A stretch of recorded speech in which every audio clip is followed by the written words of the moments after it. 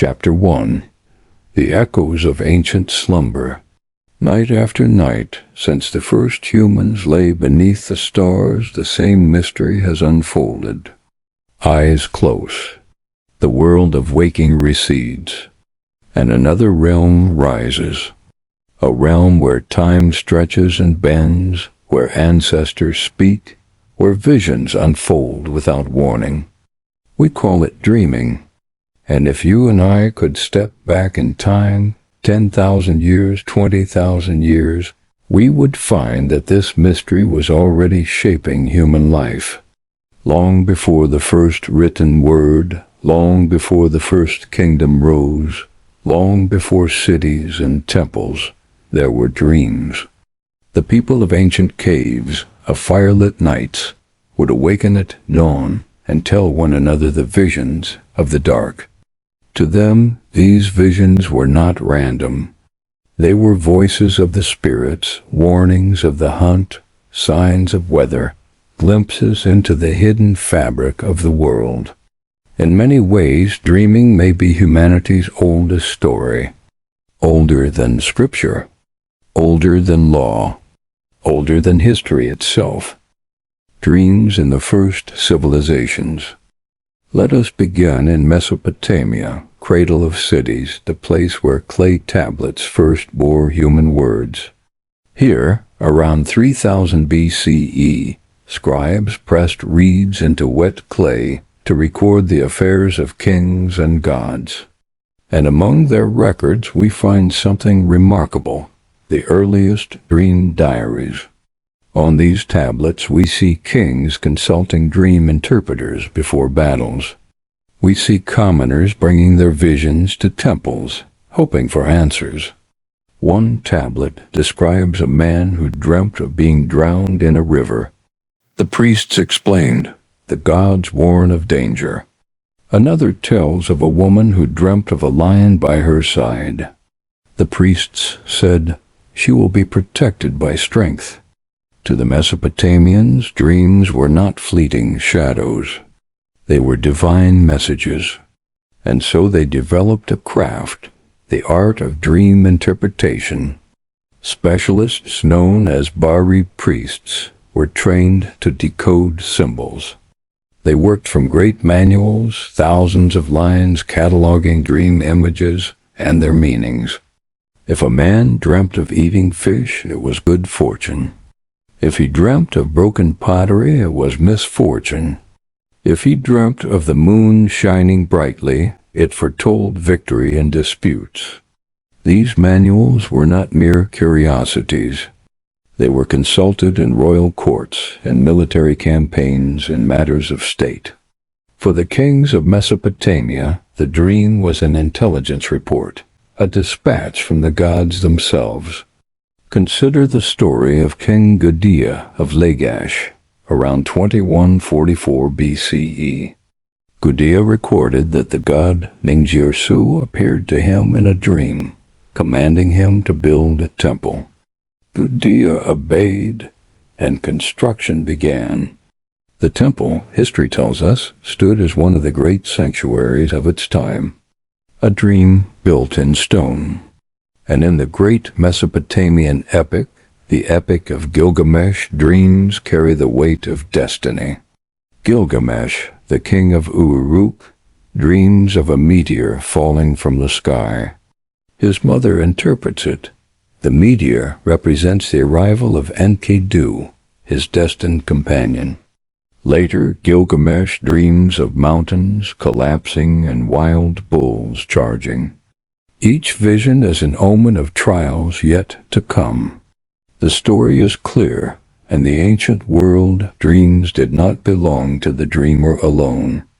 They belonged to the community, to the gods, to the cosmos itself. The Egyptian dream world. Travel now to the banks of the Nile. Egypt, land of pyramids and tombs, also left us its dream books. On papyrus, Egyptian priests inscribed lists of visions and their interpretations. These texts, dating as far back as 1279 BCE, reveal a strikingly similar worldview to Mesopotamia. If a man dreams of drinking warm beer, good will come to him. If a man dreams of seeing himself dead, long life awaits. If a man dreams of being bitten by a dog, misfortune approaches. Here, again, the dream was a code, a cipher of hidden meaning. But in Egypt, dreams also served another role, healing.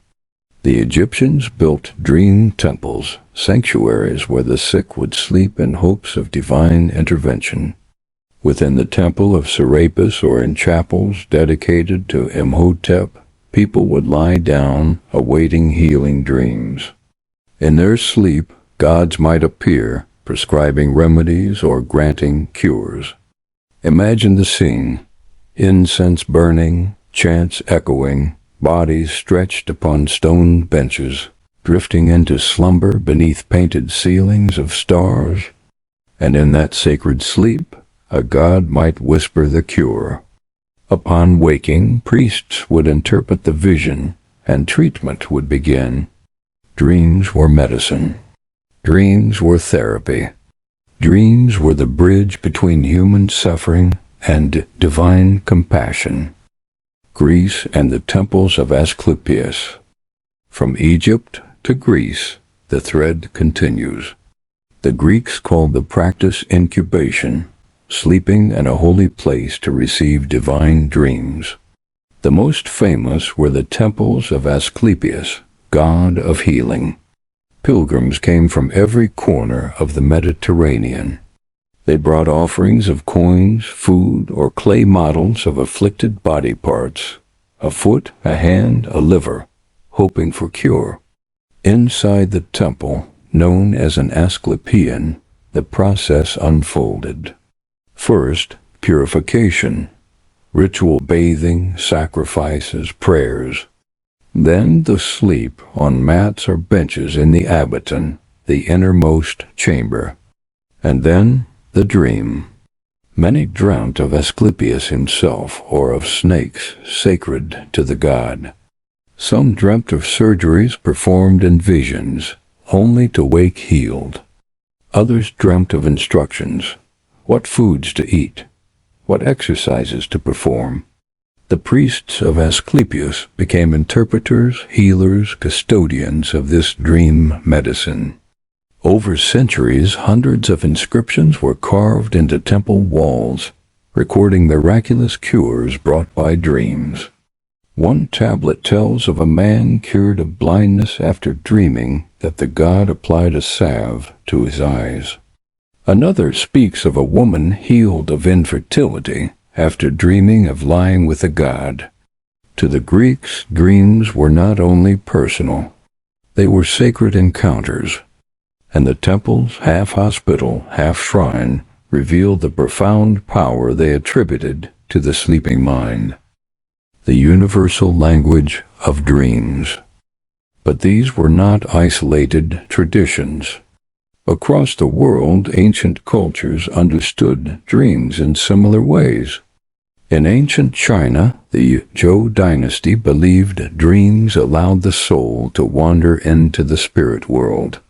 Manuals like the Zhaogong's Book of Auspicious and Inauspicious Dreams cataloged thousands of interpretations. In India, the Upanishads describe dreams as journeys of the self, layers of consciousness unfolding in the night. Yogis meditated on dreams as clues to spiritual truth. Among Native American tribes, dreams were visions of ancestors and spirits. Young men underwent vision quests, fasting and sleeping in sacred places, seeking dreams that would reveal their life purpose.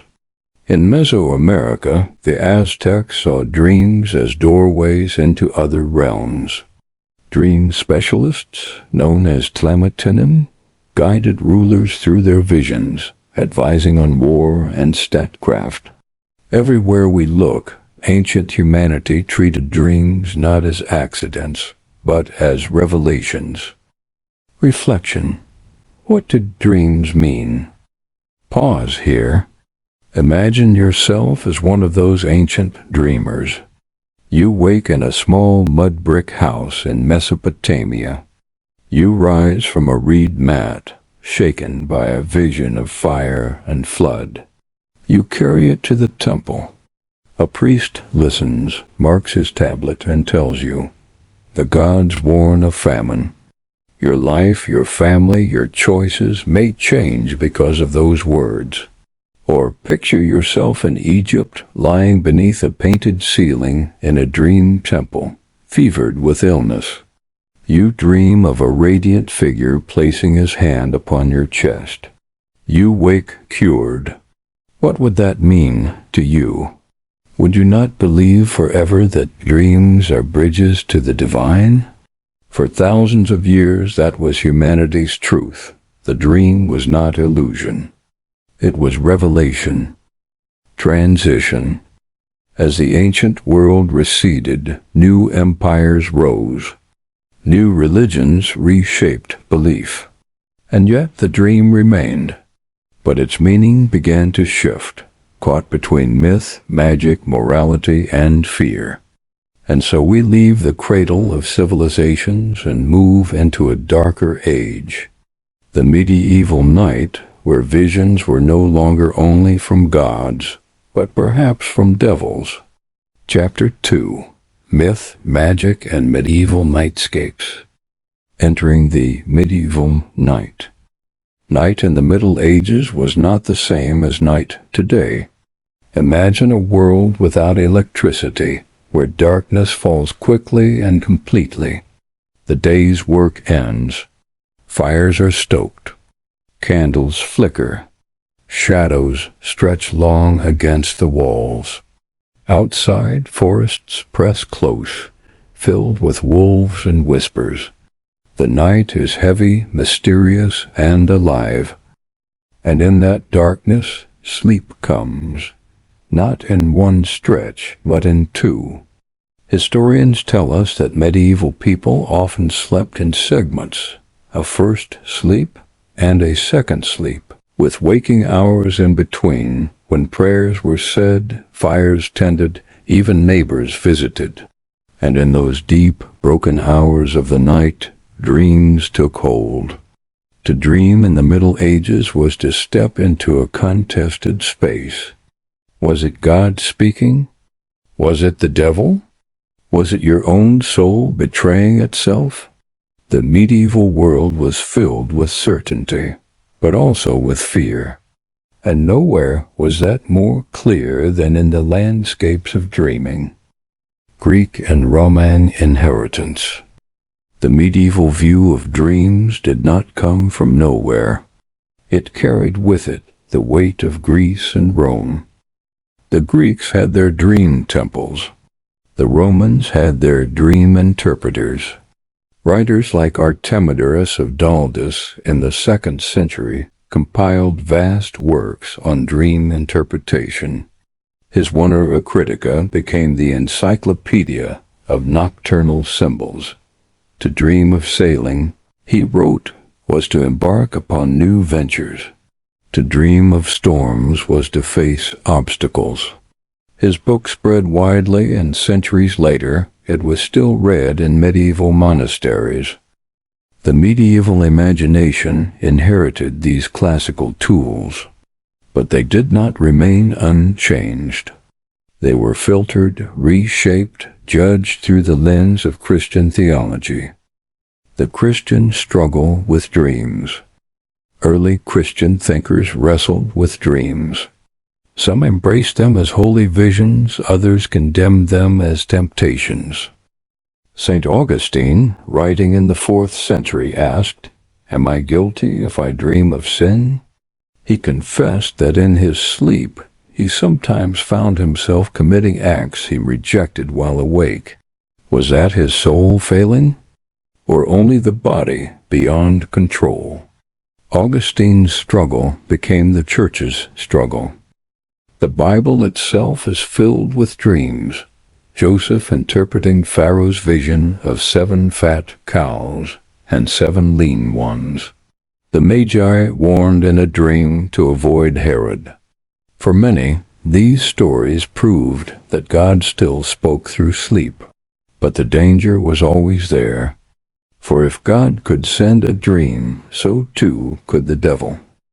In sermons and writings, priests warned that not every dream was to be trusted. Some were divine, some were demonic. Others, perhaps most, were merely the churn of the body, the lingering of food and memory. Discerning which became a spiritual discipline. Dreams as moral lessons. By the Middle Ages, dreams took on a moral weight. They became mirrors of the soul. A dream of temptation might reveal hidden sin. A dream of purity might signal divine favor. To guide the faithful, manuals were written. The most famous was the Somniel Danielis, the dream book of Daniel, which circulated in dozens of languages. It claimed to be based on the biblical prophet Daniel, though it was not. In its pages, dreamed symbols were given moral meaning. To dream of gold meant joy was near. To dream of water was a sign of sorrow. To dream of birds could be good or bad, depending on their color and number. Copies of this dream book were found in monasteries, castles, and villages. It became the handbook of dream interpretation across Europe, bridging high theology with folk belief. Nightmares and the Marae. But not all dreams were gentle. Many were terrifying. In Germanic folklore, the Marae was a shadowy being who sat upon the chest of sleepers, suffocating them, filling their minds with dark visions. From this image we inherit the word nightmare. To wake in the night, breathless, paralyzed, heart-racing. For the medieval mind, this was no accident of physiology. It was an attack, a malevolent spirit pressing upon the dreamer. Across Europe, variations of this belief flourished. In Scandinavia, the Mara was said to be a wandering spirit, sometimes the soul of a living person who left their body at night. In Slavic lands, it was linked to witches and sorcery. In England, charms were sewn into pillows to protect against the Marae's visit. In France, prayers were whispered before sleep to guard against nocturnal assault. The nightmare was not just a bad dream. It was a haunting. And so dreams became battlegrounds where good and evil struggled for the soul. Folklore and superstition. Beyond the official theology of the Church, ordinary people clung to their own dream lore. In villages, people traded interpretations. To dream of teeth falling out meant a death in the family. To dream of fire meant arguments to come. To dream of clear water meant good fortune.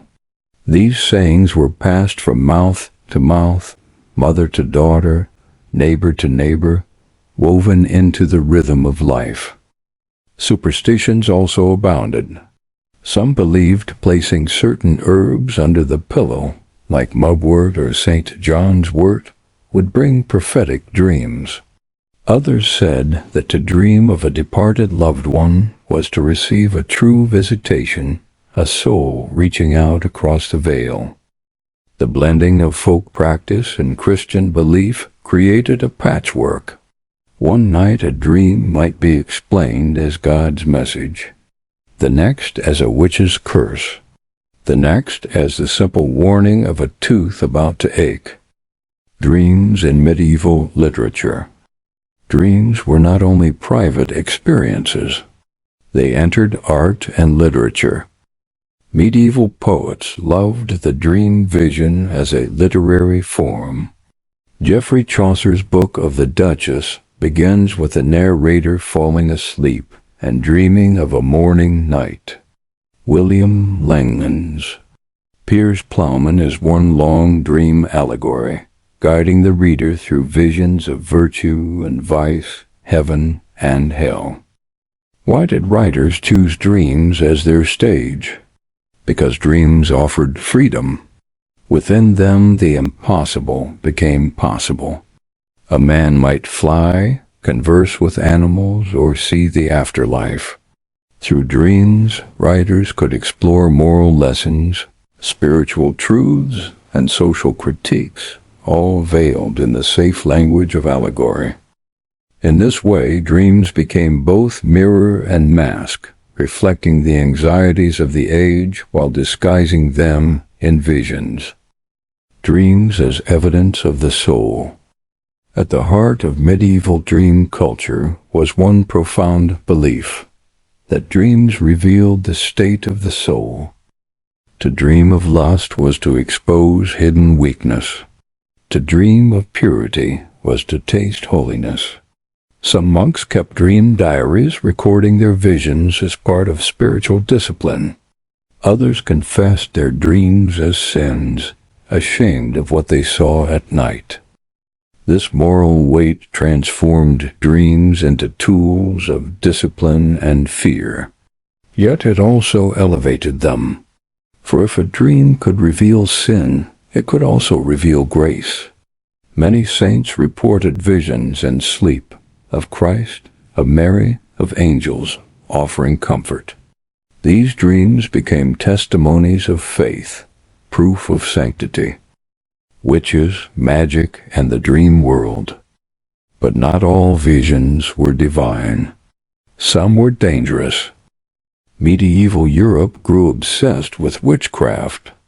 It was said that witches traveled in dreams, leaving their bodies to attend Sabbaths where they feasted with demons.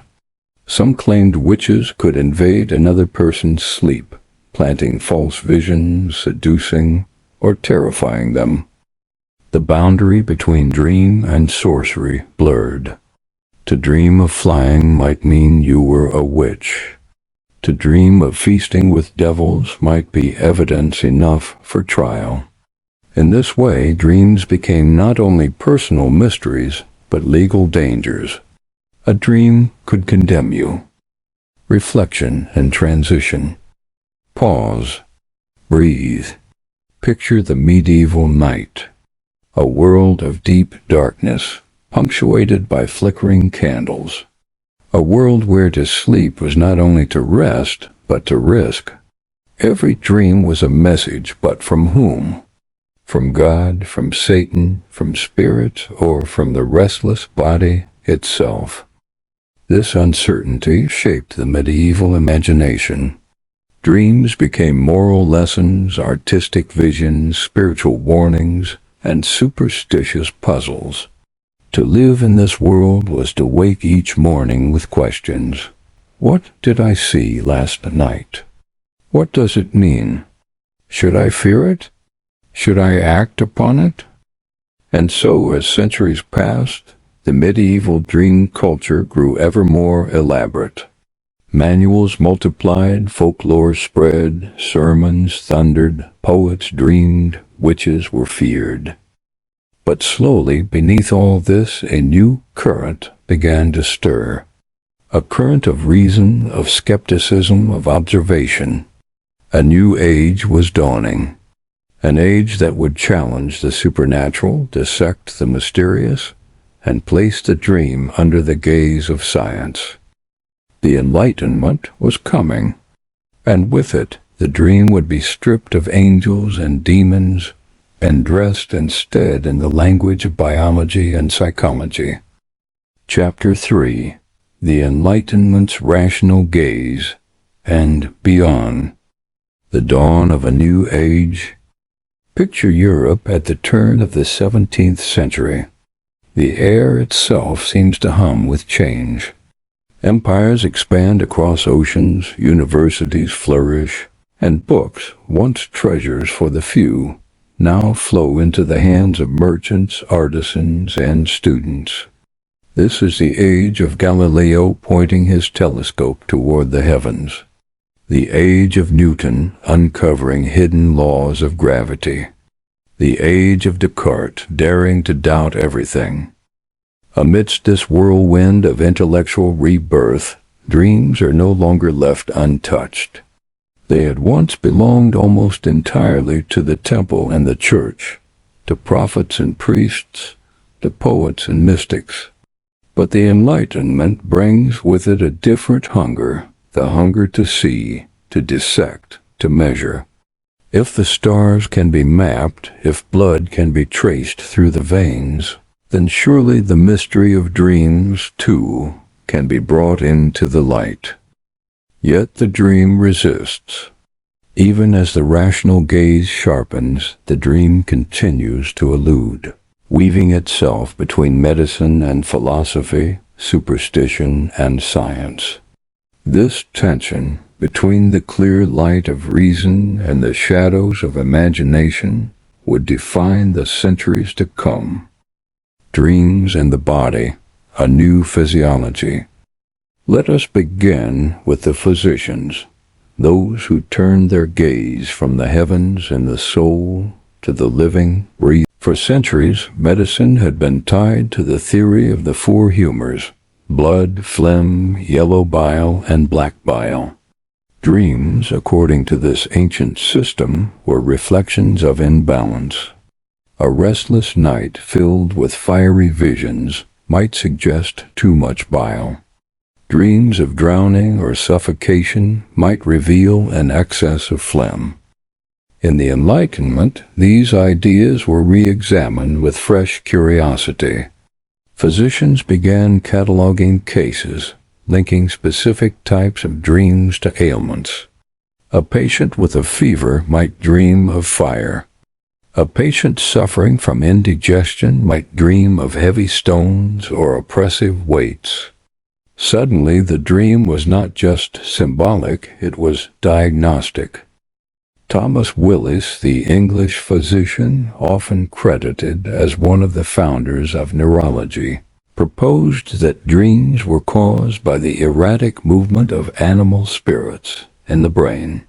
For Willis, the brain was a restless theater, and dreams were nothing more than its nocturnal rehearsals.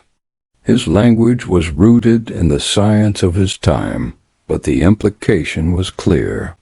Dreams came from within the body, not from the realm of spirits.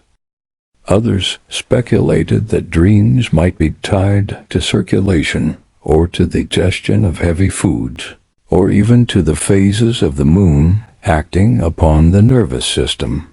Consider this: if a person consumed wine before bed, their dreams might be vivid, chaotic, even violent. Physicians recorded such details carefully, beginning the long journey toward the idea that sleep and diet, sleep and health, sleep and the body were deeply intertwined. By the 18th century, doctors were even prescribing certain diets and sleeping positions to encourage peaceful dreams.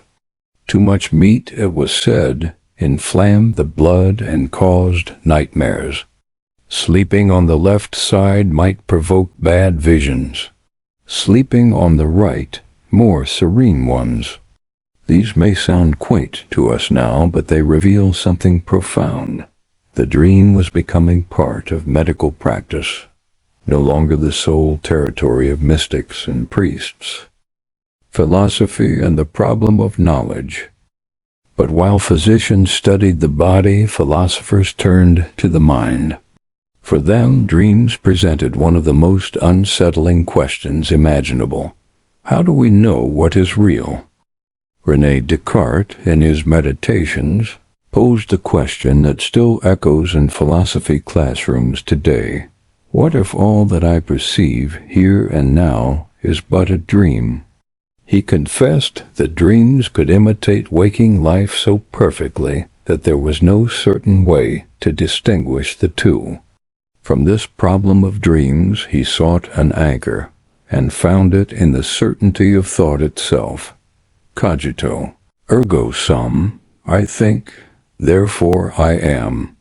Even if the world were but a dream, the act of doubting proved his existence. For John Locke, dreams were less trustworthy. In his essay concerning human understanding, Locke insisted that waking experience, with its consistency and continuity, must be distinguished from dreams, which were fleeting and incoherent. Dreams could deceive, but they were ultimately unreliable guides to truth. David Hume, ever the skeptic, took a subtler view. He argued that both waking life and dreams were constructed from impressions, vivid sensory experiences, and ideas, faint copies of those impressions. Dreams, then, were nothing mystical. They were the imagination set free, untethered from the checks of reality. For Hume, dreams illustrated not divine messages, but the mechanics of the human mind. In these debates, we glimpse something extraordinary, dreams shaping the very foundations of modern philosophy. The dream was no longer an omen or a prophecy. It was a riddle about reality itself. Empirical dream studies, the birth of observation. Beyond philosophy, the Enlightenment's greatest tool was empiricism, the conviction that knowledge must come from careful observation. Just as naturalists catalogued plants and animals, some scholars began to collect and classify dreams. They wrote down case studies, often from their own experiences. A naturalist might report dreaming of animals after a day in the field. A mathematician might dream of numbers and equations. A soldier might dream of battles long past. Slowly, patterns emerged. Dreams were reflections of life, of memory, of fear and desire. Others experimented with external stimuli. Could the body shape the dream? One physician placed warm objects near sleeping patients, and the patients later reported dreams of fire. Another sprinkled water, and the dreamer reported visions of rain. These small, careful observations laid the groundwork for the modern discovery of sensory incorporation into dreams.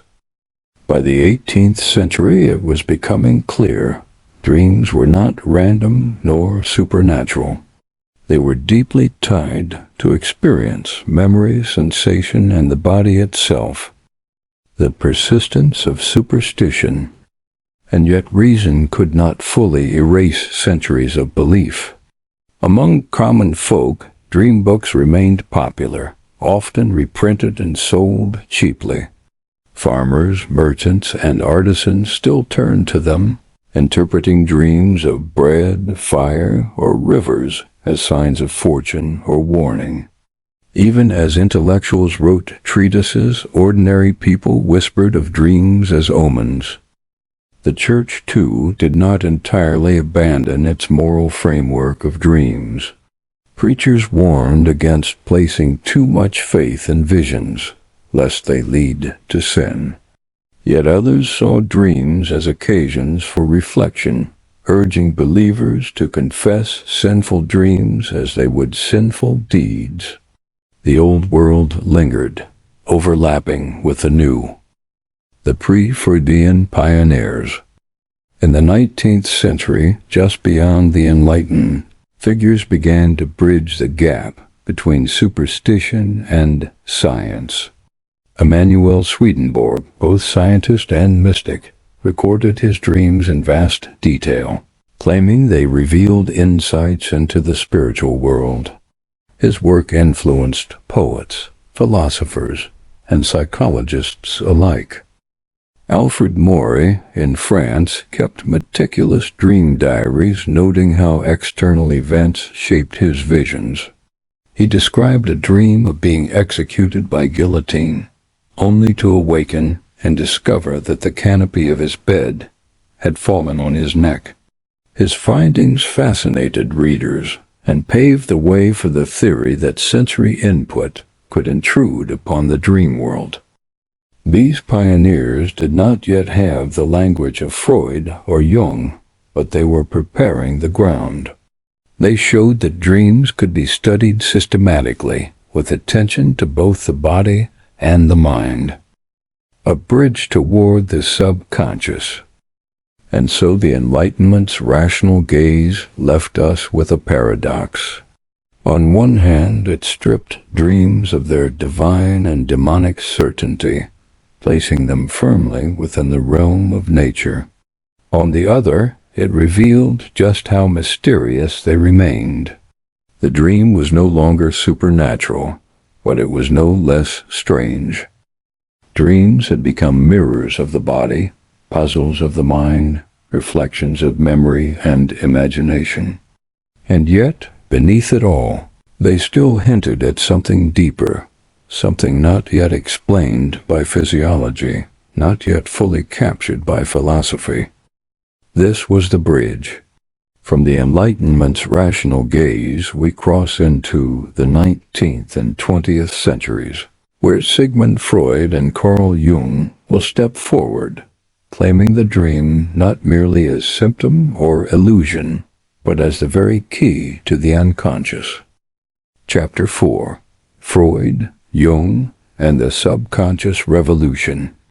The stage before the revolution. By the late 19th century, the rational gaze of the Enlightenment had run its course. Dreams had been catalogued, medicalized, and philosophized, yet still their mystery lingered. Physicians could explain how the body shaped dream images. Philosophers could argue about whether dreams proved reality unreliable. But the deeper question remained unanswered. Why do we dream? Not merely how, not merely what, but why. Into this moment stepped a figure whose name would become synonymous with the dream itself, Sigmund Freud. Freud's early life and influences. Freud was born in 1856 in Freiburg, in what is now the Czech Republic. His family later moved to Vienna, where he would spend most of his life. Brilliant, ambitious, restless, he studied medicine and became fascinated by the mysteries of the nervous system. At first, Freud's work focused on physiology and neurology, but over time his attention shifted toward the mysteries of the mind, especially the hidden forces that shape human behavior. Hypnosis, hysteria, the unexplained symptoms of his patients. All these suggested that beneath conscious thought lay another, darker realm. Influenced by philosophers, poets, and physicians alike, Freud began to wonder, could dreams be the royal road to this hidden realm? The Interpretation of Dreams 1900. In 1900, Freud published Die Traumdeutung, The Interpretation of Dreams. It was a book that would change psychology forever. Freud's central claim was radical. Dreams are wish fulfillments. At their core, every dream is the disguised expression of an unconscious desire. Sometimes these wishes are simple, a hungry person dreaming of food. But often, they are unacceptable, forbidden, even shameful wishes that the conscious mind refuses to acknowledge. To protect the dreamer, the mind disguises them in symbolic form. Freud distinguished between the manifest content of a dream, the images and events we remember upon waking, and the latent content, the hidden meaning beneath the surface. The dream of a train entering a tunnel might seem innocent, but in Freud's reading, it symbolized repressed sexual desire. He described the process of dream work, the mechanisms by which the unconscious disguises its true wishes. Condensation, multiple ideas or figures combined into one image. Displacement, emotional significance shifted from one object to another. Symbolization, abstract desires transformed into concrete images. Secondary revision, the dream reshaped upon waking into a narrative that feels coherent. To Freud, the dream was not random. It was a coded message, a puzzle whose solution revealed the repressed truths of the psyche. Case studies and examples. Freud filled his book with examples both from patients and from his own life. He analyzed a dream of his about attending a dinner party, where small details, the food served, the people present, revealed hidden anxieties about professional recognition. He famously declared, "The dream is the royal road to the unconscious." By analyzing dreams, one could uncover hidden fears, unresolved conflicts, and forbidden desires. In this way, Freud elevated the dream from curiosity to clinical tool. The cultural impact of Freud's theories. At first, Freud's work was met with skepticism, even ridicule. His emphasis on sexuality shocked Victorian sensibilities.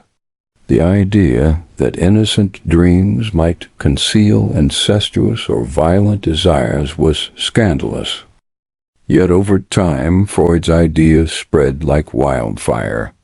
Artists, writers, and intellectuals seized upon the notion that beneath the surface of consciousness lay a vast, chaotic underworld. Surrealists painted dreamscapes filled with Freudian symbols. Novelists incorporated dream sequences to reveal hidden truths. The culture of the 20th century was forever altered. For many, Freud gave language to something long felt but never named, that the self is not singular but layered, that we are strangers to ourselves. Carl Jung enters the stage. Yet Freud's revolution did not remain his alone. Among his followers was a brilliant Swiss psychiatrist, Carl Gustav Jung. At first, Jung was Freud's protege, even called his crown prince. They corresponded extensively, sharing ideas, forging a bond of intellectual kinship. But Jung's vision of the dream diverged sharply from Freud's. For Jung, dreams were not merely disguised wish fulfillments. They were messages from the psyche, not only the personal unconscious, but a deeper layer he called the collective unconscious. The collective unconscious, Jung argued, contained universal patterns he called archetypes, primordial images inherited across humanity. The wise old man, the great mother, the shadow, the hero, these figures appeared across myths, religions, and dreams worldwide. Dreams in this sense were not only personal, they were mythological. They connected the dreamer to the whole of humanity. Freud versus Jung, a break of titans. The friendship between Freud and Jung eventually fractured. Freud accused Jung of abandoning the centrality of sexuality. Jung accused Freud of reducing everything to it.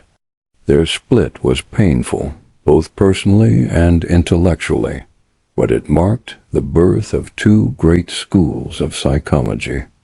Freudian psychoanalysis, focusing on repression, childhood conflict, and sexual drives. Jungian analysis, focusing on archetypes, individuation, and the symbolic integration of the self. Together, they expanded the dream into new dimensions, one inward toward the hidden drives of the individual, the other outward toward the timeless myths of the collective. The legacy of psychoanalysis. After Freud and Jung, dreams could never again be seen as trivial. They became essential tools for therapy, creative inspiration, and self-understanding. Psychoanalysts used dream interpretation to uncover trauma, guide healing, and reveal the unconscious motivations of patients. Even critics who rejected Freud's specifics, his emphasis on sexuality, his symbolic readings, could not deny the power of his central insight, that dreams reveal what is hidden, that they are windows into the unconscious mind. Dreams in art, literature, and culture. The influence of Freud and Jung spilled far beyond psychology. Surrealist painters like Salvador Dali and René Magritte drew upon dream imagery to create startling, irrational landscapes. Writers like Franz Kafka, Virginia Woolf, and James Joyce wove dream logic into their narratives. Filmmakers crafted stories that blurred the line between dream and waking life. In popular culture, Freud and Jung made dreams part of everyday conversation. To say, "I had a Freudian dream," was to admit to hidden desire. To speak of archetypes was to situate oneself in the grand narrative of humanity. Dreams had become cultural currency. Critiques and continuations. Of course, Freud and Jung were not beyond criticism. Freud's tendency to interpret everything in terms of repressed sexuality has long been challenged. Jung's collective unconscious has been accused of being unscientific, too mystical. Yet both men laid foundations that modern psychology still builds upon. The language of the unconscious, repression, archetypes, and symbols remains central, even as neuroscience now reframes their theories in terms of brain activity and cognition. With Freud and Jung, the dream became more than symptom, more than philosophy, more than folklore. It became a theater of the unconscious, a mirror of the hidden self. For centuries, dreams had been seen as messages from gods, or symptoms of the body, or illusions of the senses. Freud and Jung revealed them as something closer to home, voices from within, calling to us from the depths of our own minds. This was the subconscious revolution, a shift so profound that even today, over a century later, we still live in its shadow.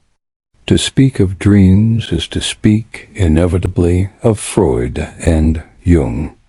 They gave us not only theories, but metaphors, stories, and lenses through which we continue to see ourselves. Yet the story is not over. For in the 20th and 21st centuries, another revolution arises, not psychoanalytic, but scientific. The neuroscientists step forward, armed with electrodes, brain scans, and algorithms.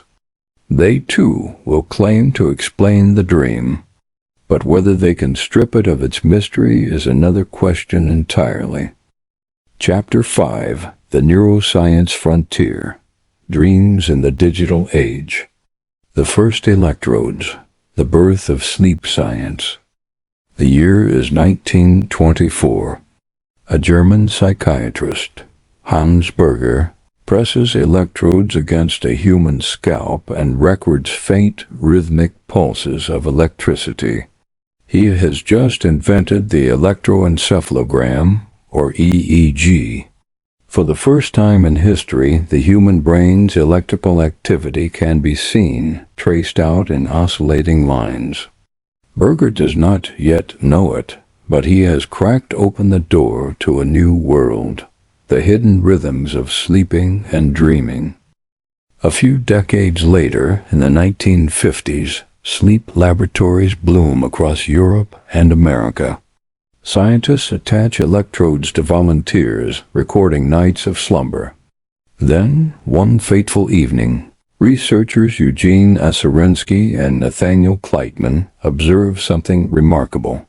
During certain periods of sleep, the eyes dart rapidly beneath closed lids. The sleeper's brain waves look almost as active as when awake. When awakened, the subject almost always reports vivid dreams. Thus, REM sleep, rapid eye movement sleep, is discovered. A new science of dreaming is born. no longer confined to philosophy or psychoanalysis. For the first time, the dream is measurable. Mapping the dreaming brain. As the 20th century advanced, new tools allowed scientists to peer deeper into the dream. Functional MRI and PET scans revealed the regions that flare with activity during REM. The visual cortex, painting the imagery of dream scenes. The limbic system, seat of emotion, igniting the fear, passion, and wonder that saturate dream life. The prefrontal cortex, seat of rational control, going quiet, explaining the bizarre illogic of dreams. Here was the paradox of dreaming, the brain alive with sensory and emotional fire, yet deprived of the reasoning circuits that keep waking thought orderly. The dream became not chaos, but a different mode of consciousness, immersive, emotional, symbol-laden. Researchers began to ask, was Freud wrong or merely incomplete? Could dreams be explained not only as wish fulfillment or archetypes, but as biological processes with evolutionary purpose? Theories of why we dream. Across the 20th and 21st centuries, competing theories have vied to explain the function of dreams. Activation synthesis theory 1977. Dreams, proposed J. Allen Hobson and Robert McCarley, are the brain's attempt to make sense of random neural firings during REM sleep. The forebrain weaves these bursts into a narrative. Dreams, in this view, are not messages from the unconscious, but improvisations of the waking mind upon chaotic input. Threat simulation theory. Finnish researcher Antti Revonsuo suggested dreams evolved as a rehearsal ground, allowing humans to simulate danger, escaping predators, surviving attacks, in a safe virtual environment. The dream as evolutionary training. Memory consolidation theory. Neuroscientists discovered that during sleep, especially REM, the brain replays and reorganizes memories. Dreams may be the subjective experience of this process, the mind stitching the day's fragments into long-term storage. Predictive processing and creativity. Others argue dreams allow the brain to test models of reality, making predictions and simulating scenarios. They may also foster creativity by forging unusual connections. Many artists and scientists credit dreams with sudden insights, from Paul McCartney hearing the melody of Yesterday in a Dream, to Dmitri Mendeleev arranging the periodic table after a dream. No single theory has prevailed. Perhaps dreams serve many functions at once: rehearsal, integration, exploration, expression. The debate itself reflects the richness of the dream's enigma. Lucid dreaming, the science of awareness in sleep. Amid this neuroscientific revolution, another phenomenon captivated both scientists and the public: lucid dreaming. A lucid dream is one in which the dreamer becomes aware they are dreaming, sometimes even exerting control over the dream's narrative. For centuries, mystics and yogis described such experiences. But in the 1980s, psychologist Stephen Laberg proved their existence in the lab. Lucid dreamers, instructed before sleep, would move their eyes in prearranged patterns during REM, a signal to researchers that awareness was present inside the dream. From there, a new science unfolded. Studies revealed techniques for inducing lucidity, reality checks, wake-back-to-bed methods, dream journaling. Lucid dreaming, once esoteric, became a trainable skill. Tech companies now market devices masks, apps, neurostimulation headbands, promising to enhance lucidity. Here, the ancient spiritual practice converges with modern neuroscience. The dream is no longer merely observed but hacked. The question lingers, if we can shape our dreams, are we not shaping our unconscious itself? The digital dream, virtual reality, and as the 21st century deepens, the dream collides with digital technology. Virtual reality offers waking experiences that mimic dreamscapes, immersive, illogical, surreal. Artificial intelligence generates landscapes, images, and stories indistinguishable from the dream's own creativity. Researchers in Japan and the U.S. are experimenting with dream recording, reconstructing images from brain scans, translating neural activity into rough pictures of what the sleeper sees. Already, blurred shapes and colors of dream imagery have been decoded. The prospect is staggering, a future where dreams can be replayed, shared, even edited like films. AI, too, begins to dream. Neural networks in training generate surreal images, Google's Deep Dream being the most famous example. The machine hallucinates, creating visions of endless eyes and twisting forms, eerily reminiscent of human dreamscapes. Here, the boundary blurs.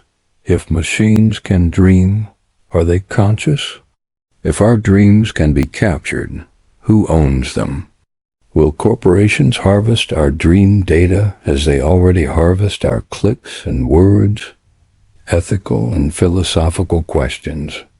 The possibility of dream surveillance and manipulation raises profound ethical questions.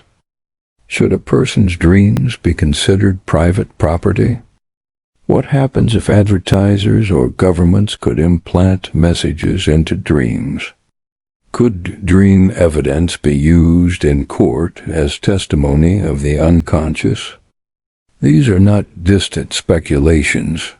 Experiments already show that sensory cues, sounds, smells, even spoken words, can subtly shape dream content. In 2021, researchers managed to establish two-way communication with lucid dreamers, asking them math questions and receiving answers while they slept. The barrier between waking and dreaming grows porous. The eternal mystery of dreams. Yet, despite electrodes and algorithms, the dream remains elusive. Science maps the circuits, records the signals, tracks the eye movements. But when it comes to the meaning, the lived reality of dreaming, mystery endures. For what is a dream? Is it a biological rehearsal, a byproduct, a private myth, a cosmic connection, a digital hallucination? Perhaps it is all of these and more. Freud and Jung gave us the language of the unconscious. Neuroscience gives us the images of brainwaves. Technology promises replay and simulation. But still, when we dream, we are alone with something intimate, ineffable, and profoundly human. Maybe dreams are less about explanation and more about experience. They remind us that consciousness is not one thing, but many, waking, sleeping, lucid, virtual. They remind us that we are storytellers even in the silence of night. And so, after millennia of speculation, from Babylonian omens to Aristotelian musings, from Freud's unconscious to fMRI scans, the dream still stands before us, shimmering, unfinished.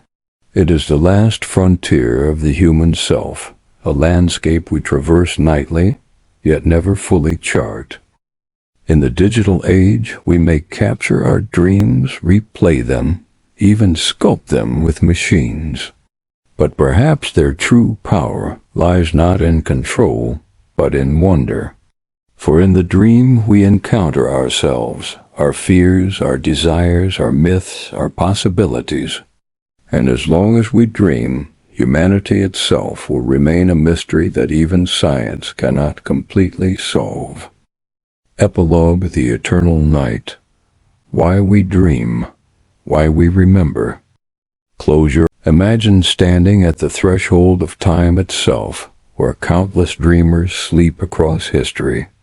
In the flickering light of oil lamps, Mesopotamian priests press reeds into clay, recording the visions of kings who seek guidance from the gods.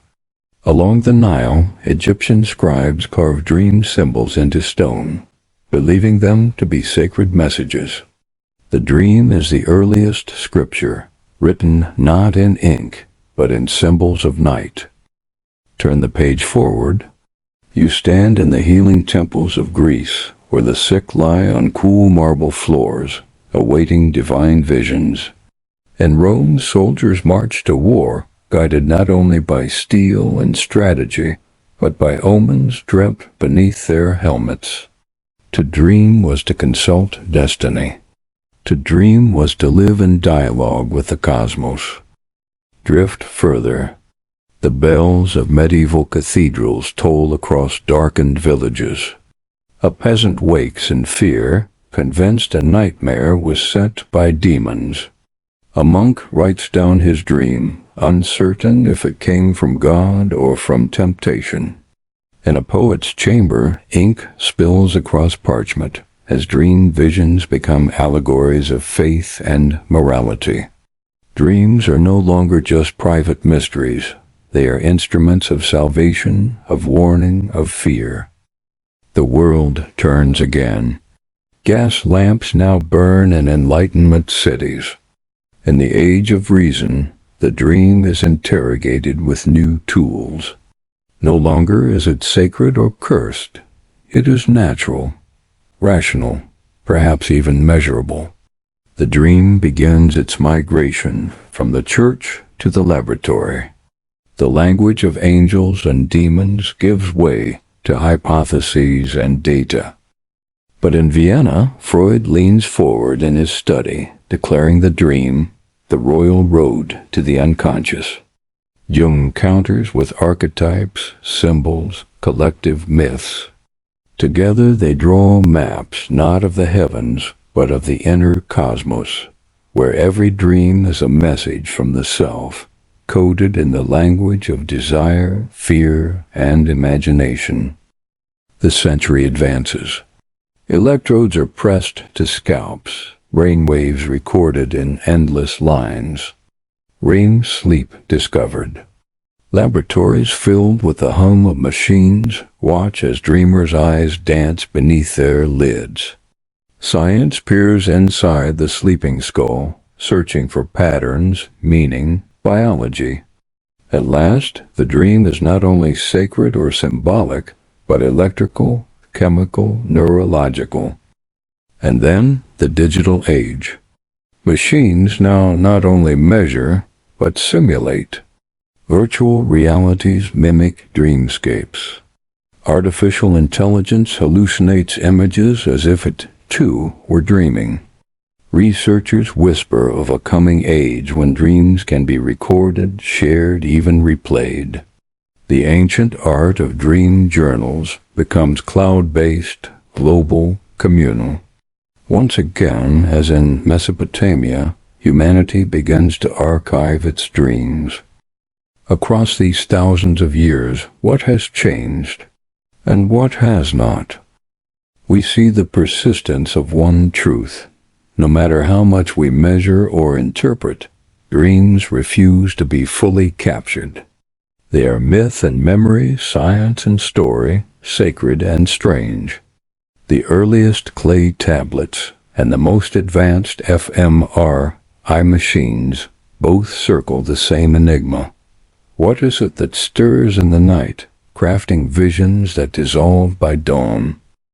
Perhaps we dream because it is what it means to be human. Because we are not only rational beings, but imaginative ones. Because we are not only bodies in the world, but storytellers of the unseen. Dreams remind us that we live not in one reality, but in many, waking, sleeping, digital, spiritual. They remind us that beyond the laws of nature, we are creatures of wonder.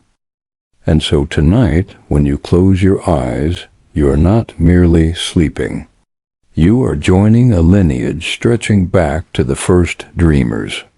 You are stepping into a realm where kings once sought prophecy, where poets found inspiration, where scientists search for truth, where AI now begins to mimic the mystery. You are walking a path older than civilization itself. The dream is not finished. It will never be finished. Each night, the story begins again. And in that story, hidden between symbols and neurons, lies the greatest secret of all, that we are, and always have been, creatures who dare to wonder, even in sleep.